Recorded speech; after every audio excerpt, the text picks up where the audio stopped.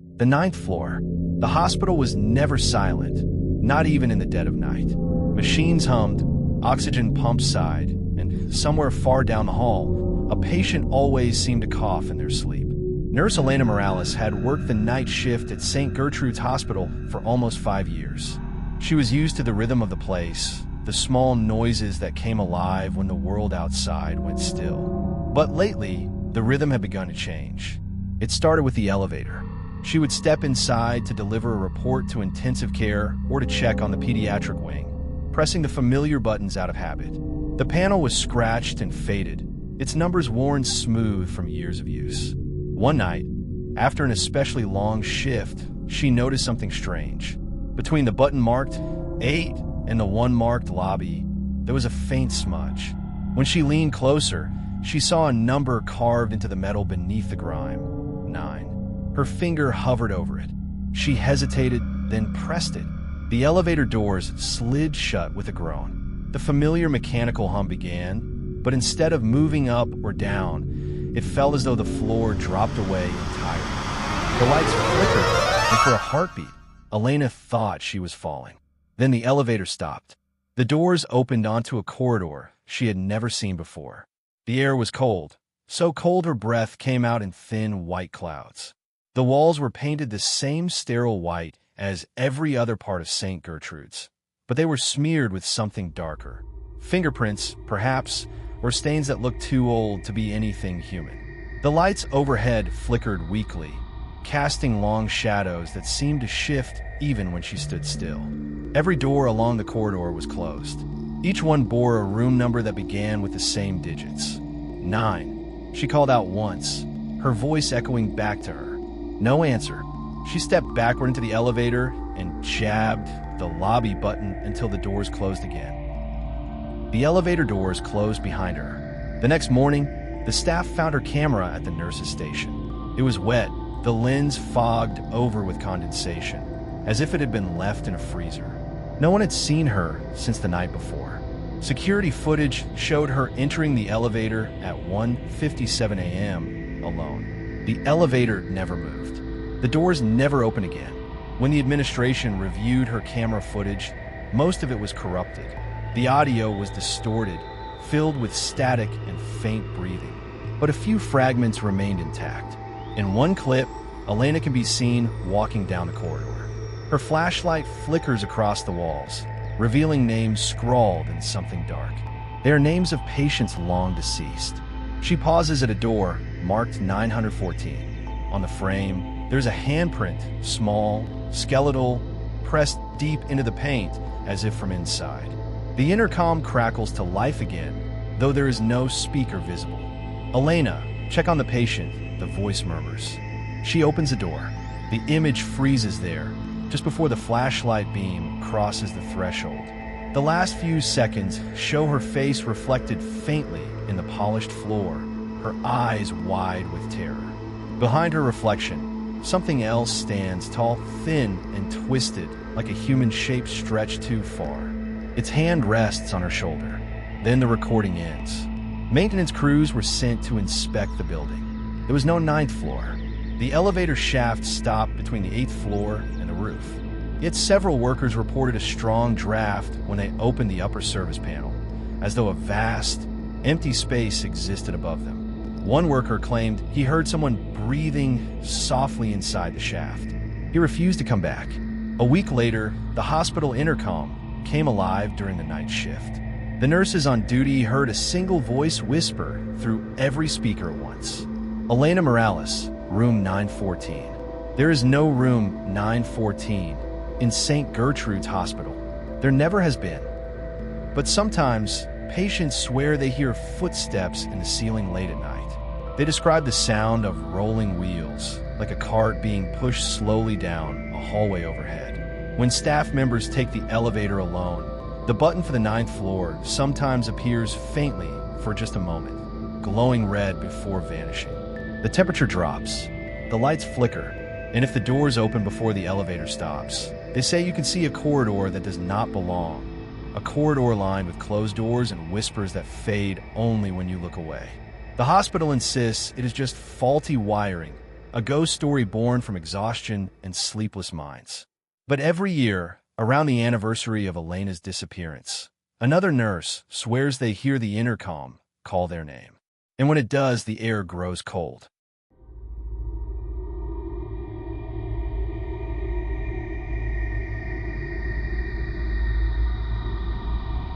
The autopsy of Dr. Shaw. The basement of St. Mary's Hospital was a place the living seldom entered. Its air was heavy, thick with disinfectant and decay. The morgue lights flickered softly, illuminating metal tables and the pale outlines of bodies under white sheets. It was quiet down there, except for the faint buzz of refrigeration units and the steady ticking of the wall clock that never seemed to match the time upstairs. Dr. Thomas Shaw had worked in this room for 20 years. He was a coroner of exceptional precision, respected for his calm, clinical detachment. The dead did not frighten him. The living did, sometimes, but never the dead. He had performed thousands of autopsies, each one cataloged neatly in his mind like entries in a ledger. But lately, something about his work had begun to trouble him. It started with the bodies. Several cases had arrived over the past month labeled natural causes: heart failure, respiratory collapse, unexplained death. But as Shaw examined them, he found patterns that did not belong. Faint bruises around the mouth, splinters beneath the nails, and worse, shallow grooves scratched into the insides of the ribcage, as if the deceased had tried to claw their way out from within. He documented everything meticulously, but said nothing. Doctors who asked too many questions in hospitals like this often found themselves quietly replaced. The whispers began soon after. When he stayed late to complete reports, Shaw sometimes heard movement in the refrigerator drawers, a scraping sound, gentle but deliberate. Once, he was certain he heard a sigh escape from under a shroud. He told himself it was air leaving the lungs, a natural process of post-mortem release.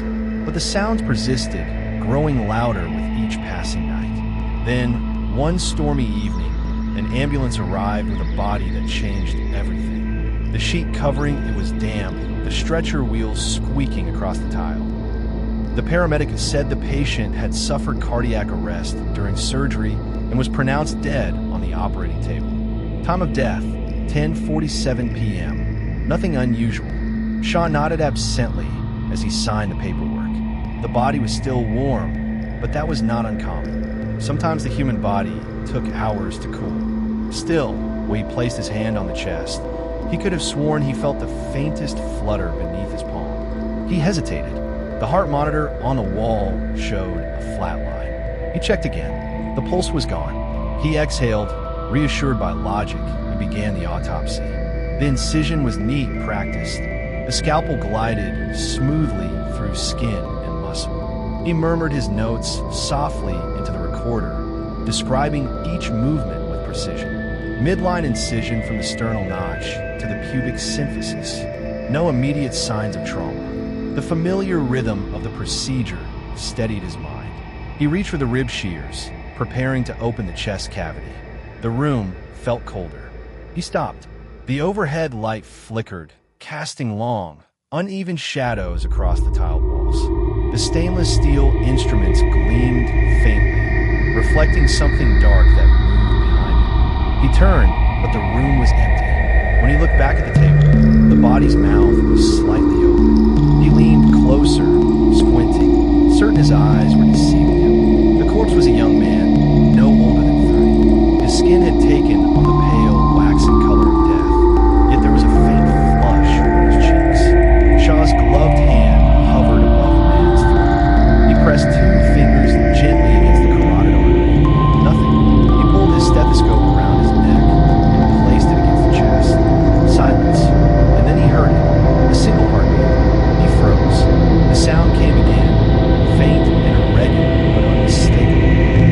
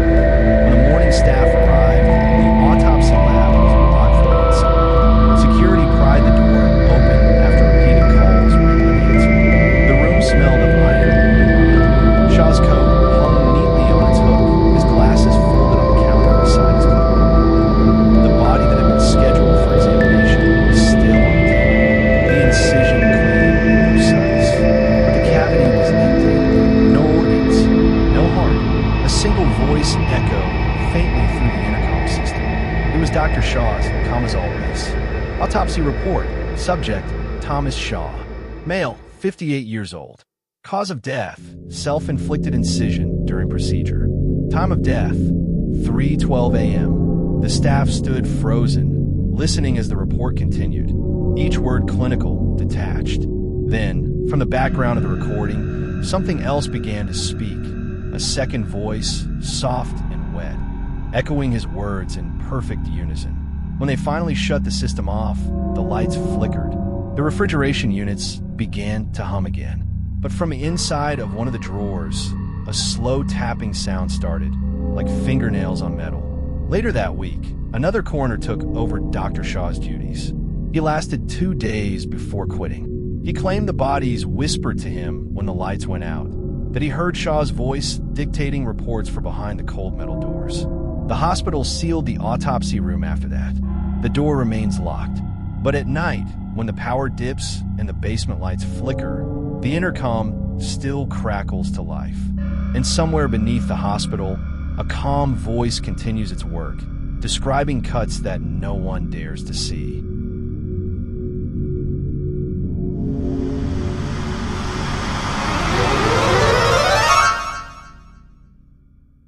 Code Black.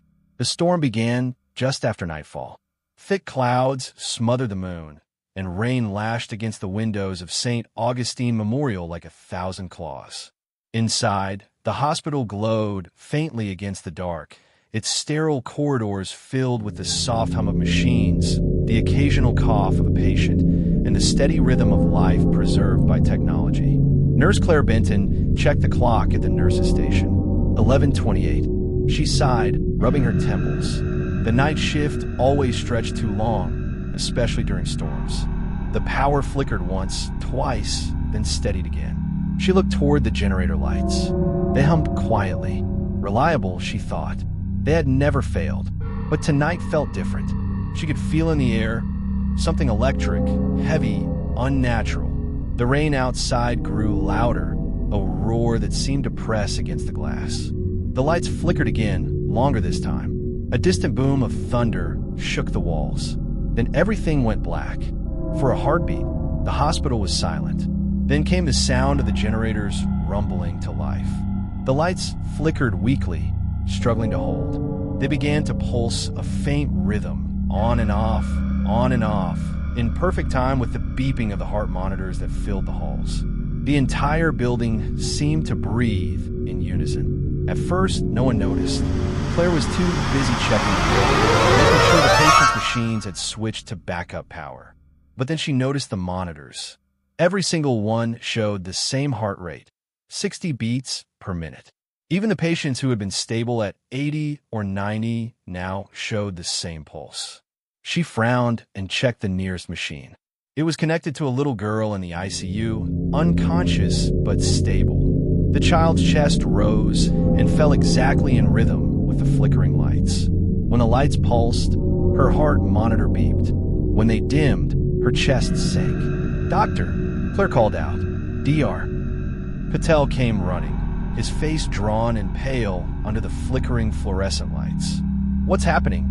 he asked, scanning the monitors. "I don't know. Every patient is sinking. Look." He glanced around the ward.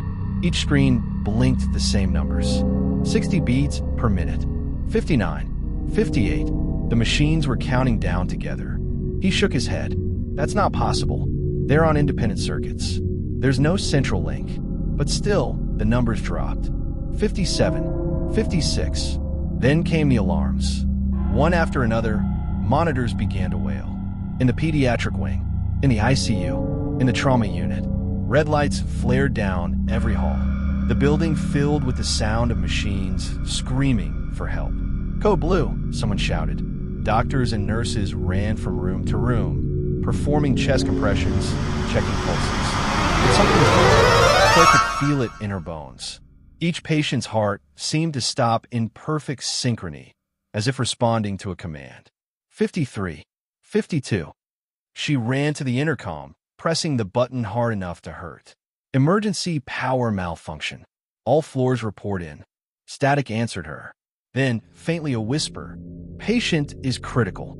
The voice was low, mechanical, and not from any human mouth. It came from the speakers themselves. Claire froze. Who is this? No answer. Only the rhythmic pulse of the generators and the hum of something deep below the building. The lights flickered faster, now strobing in time with the sound of the storm. The thunder outside matched the rhythm perfectly. Claire looked around. The walls seemed to throb, almost as if the hospital itself were breathing. "Doctor, the staff," someone cried from down the corridor. She turned. A young orderly lay crumpled on the floor beside a patient's bed. He was pale, lips blue, eyes wide. She knelt beside him, checking for a pulse. Nothing. Then, behind her, another crash. A nurse collapsed against the wall. The heart monitor beside her flashed 50 beats per minute. It was not only the patients. The building was taking them too. Dr. Patel grabbed the phone at the station, but the line was dead. The emergency lights glowed red, bathing everything in a sickly hue. The monitors continued their synchronized descent. 47, 46. Claire felt her own pulse thudding in her throat. Each beat seemed to match the monitors perfectly. Her vision swam. She pressed a hand to her chest, trying to steady her breathing. "The building," Patel whispered. "It's feeding on them." "What do you mean?" she demanded, her voice breaking. He looked around with hollow eyes. "It's like a living system. Everything's connected. The power, the monitors, even us. It's as if the hospital itself has a heartbeat." The walls groaned, the metal framework expanding and contracting in rhythm with the flickering lights. A low hum began to build, deep and resonant, vibrating through the floor. 43, 42. Claire felt dizzy. She stumbled to her knees. Around her, the bodies of patients and staff lay motionless, their faces serene as if in sleep. The hum deepened until it became a throbbing sound inside her skull. The intercom clicked on again. "Patient," it said softly. "Hospital." The words were followed by a slow, steady beep. The kind of sound a flatline makes, drawn out and endless. Claire tried to move, to crawl toward the door, but her limbs were heavy. Her heart hammered once, twice, then began to slow. The last thing she saw was the light above her pulsing slower and slower until it faded completely. The clock on the wall stopped at midnight. When the power returned at exactly 12 o'clock, the hospital was silent. Rescue crews arrived within minutes, but what they found made no sense. Every room was empty.